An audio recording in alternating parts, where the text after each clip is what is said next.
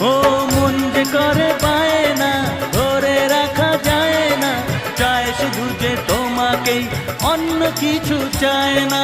জানাই তোমাকে তা দুটি চোখের ভাষা, এই তো ভালোবাসা।